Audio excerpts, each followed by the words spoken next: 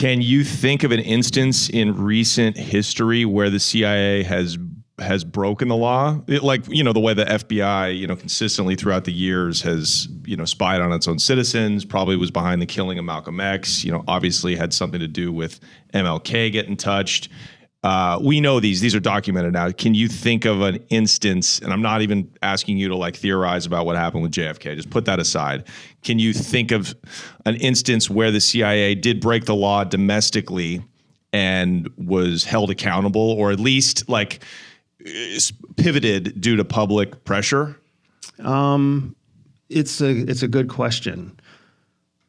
It's a good question. Because what about the Snowden leaks? Like, what about the domestic spying? Is that, again, you guys. I'm trying to think of something more more modern, more current, even than Snowden. Even than that? Yeah. Oh. So I'm thinking. Okay. I'm trying to think, because the challenge there is twofold. One, it has to be a point where they broke the law and were held accountable, and then the second point is that it also has to be public knowledge.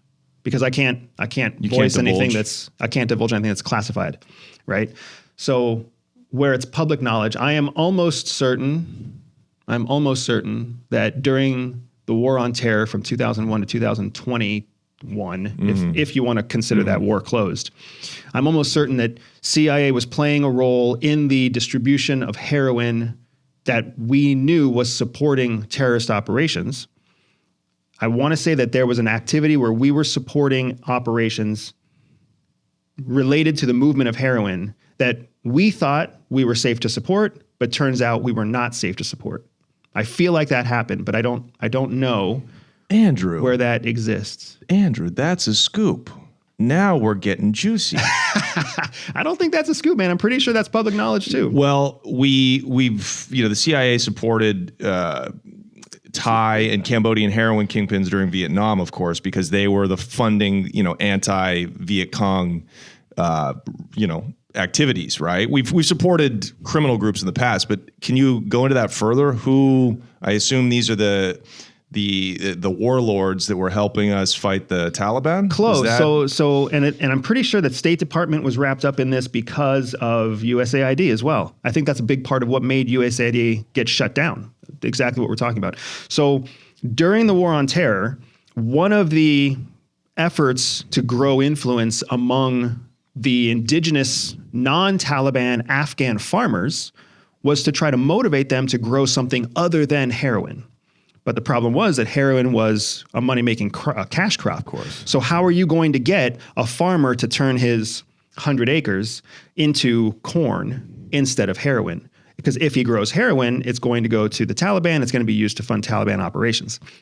So USAID, with the support of Department of State, with the support of overlays that come from black budgets, they go in and start working with the heroin farmers to try to start convincing them to grow something else. Soybean, corn, you name it, right? Whatever the beets, whatever will grow, and then we will subsidize the difference between what they grow and heroin.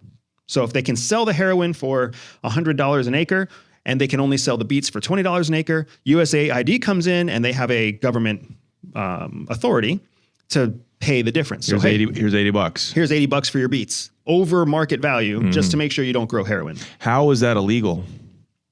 The problem is, and domestic. The problem is we paid for it, but the farmers, only dedicated 80% of their field to beets.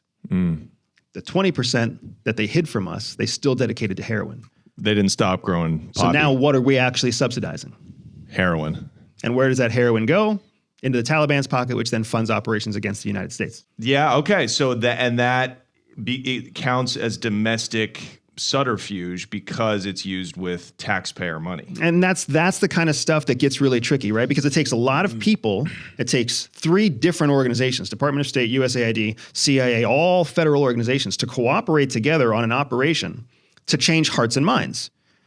Well, then when we execute the operation, there's all sorts of people on the ground who saw the flaws, right? They're one of the massive flaws. Guess who enforced the farmers' commitment to planting? An Afghan. We had to hire an Afghani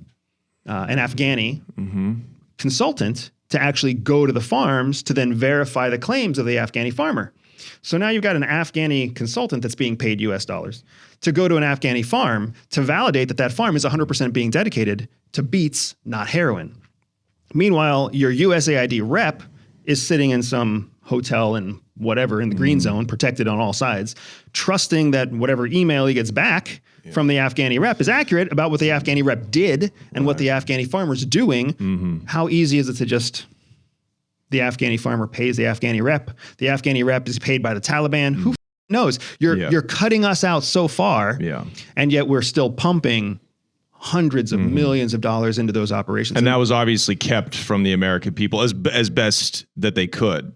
And until it became public knowledge. And that's just one of many examples of where USAID operations were deemed by Doge and others to be wasteful and potentially illegal.